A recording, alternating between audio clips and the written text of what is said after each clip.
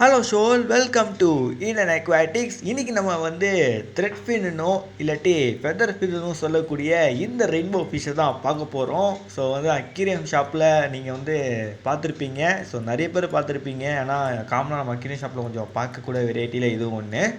So இந்த fish பார்த்திங்கன்னா நல்ல ஒரு அழகான ஒரு ஃபிஷ்ஷு. இது ஒரு ரெயின்போ ஃபிஷ் ஃபேமிலி சேர்ந்தது. பட் இது கொஞ்சம் சின்னதாக இருக்கும். ஓகேங்களா, அரௌண்ட் ஒரு 2 inches வரைக்கும் தான் வளரும்.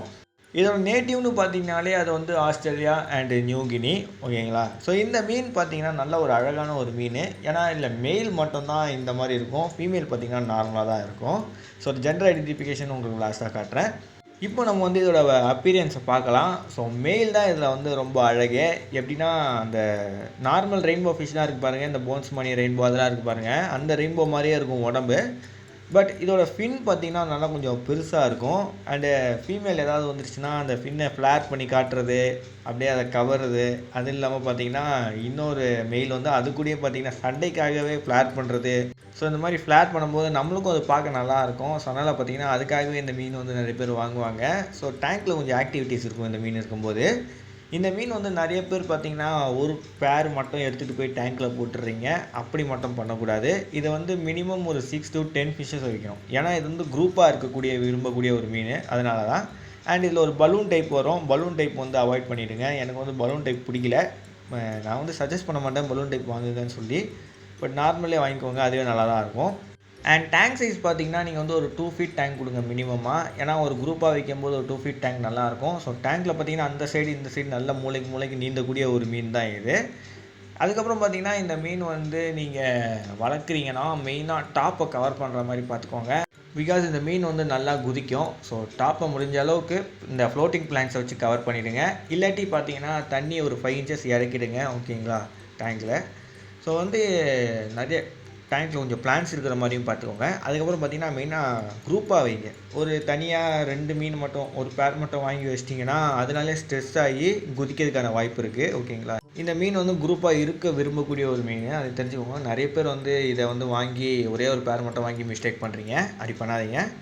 அண்ட் இந்த மீன் நல்ல டேங்க்கில் பிளான்ஸ் இருந்தால் ரொம்ப விரும்பக்கூடிய ஒரு மீன் இது. ஸோ முடிஞ்ச அளவுக்கு ஒரு பிளான்ஸ் ஆட் பண்ணுங்கள். லோடெக் பிளான்ஸே நிறைய இருக்குது. கப்பி கிராஸே டேங்க்கில் கப்பி கிராஸ் மட்டும் டேங்க்கில் ஆட் பண்ணிங்கன்னா வேறு லெவலில் இருக்கும். ஸோ கப்பி கிராஸ், இந்த பாக் ஸ்டைல் அந்த மாதிரி பிளான்ட்லாம் சூஸ் பண்ணலாம். அதெல்லாம் பார்த்திங்கன்னா ரூட் தேவையில்லை. நீங்கள் அக்வேரியம் சாயில் வாங்கி அதில் ரூட் பண்ணணும்லாம் தேவையில்லை. சும்மா டேங்க்குள்ளே போட்டு ஒரு நார்மல் LED லைட்டே போதும் அதுக்கு. அந்த மாதிரி ஒரு பிளான்ட் அது. ஸோ ஈஸியாகவே வளர்ந்துடும் அந்த பிளான்ட்டெல்லாம்.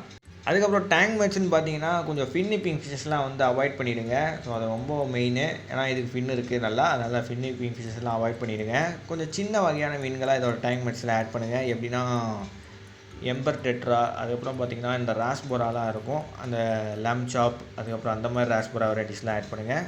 சில டெட்ராஸ் வெரைட்டிஸ் பார்த்திங்கன்னா ஃபின்னிப்பிங் பண்ணும். ஸோ ஒரு டெட்ரா ஆட் பண்ணும்போது ஒரு மீன் நல்லா தெரிஞ்சுக்கிட்டு ஆட் பண்ணுங்கள். ஓகேங்களா, அதுக்கப்புறம் ஃபீடிங் பார்த்திங்கன்னா அது ஈஸி தான். நீங்கள் மைக்ரோ பெல்லட்ஸ் இல்லாட்டி ஃப்ளேக்ஸ், அதுக்கப்புறம் பார்த்திங்கன்னா லைஃப் ஃபீட் ஏதாவது போடுறீங்கன்னா, ஃப்ரோசன் போடுறீங்கன்னா ஆர்டிமியா, அதுக்கப்புறம் டாஃபினியா அதெல்லாம் போடலாம். ஓகேங்களா, அண்ட் இதில் ஜெண்டர் ஐடென்டிஃபிகேஷன் ரொம்ப ஈஸி. மெச்சூர் ஸ்டேஜில் வச்சு பாருங்கள். ஸோ மெச்சூர் ஸ்டேஜில் வச்சு பார்க்கும் மெயில் நல்லா ஃபின்னு நல்லா பெருசாக இருக்கும். ஃபீமேல் பார்த்திங்கன்னா நார்மலாக இருக்கும். ஸோ ஈஸியாக ஜெண்டர் ஐடென்டிஃபிகேஷன் பண்ணிடலாம் இதில்.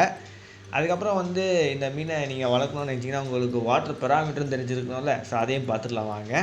ஸோ நீங்கள் முதல்ல pH லெவல் பார்த்தீங்கன்னா மினிமம் ஒரு 6.5 இல்லாட்டி ஒரு 7.5 மெயின்டைன் பண்ணுங்கள். அண்ட் வாட்டரோட டெம்பரேச்சர் பார்த்தீங்கன்னா 22 Celsiusல இருந்து 28 Celsiusக்குள்ளே மெயின்டைன் பண்ணுங்கள். அண்ட் வாட்டர் பார்த்திங்கன்னா ஸ்லைட்லி அசிட்டிக்காக இருந்தால் நல்லாயிருக்கும். வாட்டரோட ஹார்ட்னஸ் பார்த்தீங்கன்னா நீங்கள் ஒரு சாஃப்ட் டு மாடரேட் வைங்க. TDS லெவல் பார்த்தீங்கன்னா 50 ppmலேருந்து 200 ppmக்குள்ளே மெயின்டைன் பண்ணுங்கள். ஸோ ஷோல், இந்த வீடியோ உங்களுக்கு யூஸ்ஃபுல்லாக இருந்திருக்கும்னு நினைக்கிறேன். யாராவது அந்த மீன் இது வரைக்கும் ட்ரை பண்ணலன்னா ட்ரை பண்ணி பாருங்கள். நல்ல ஒரு மீன், நல்ல ஒரு எக்ஸ்பீரியன்ஸாக இருக்கும். டேங்க் மேட்ஸ் பார்த்து ஆட் பண்ணுங்கள். ஓகேங்களா, இது ரொம்ப சின்ன மீன்.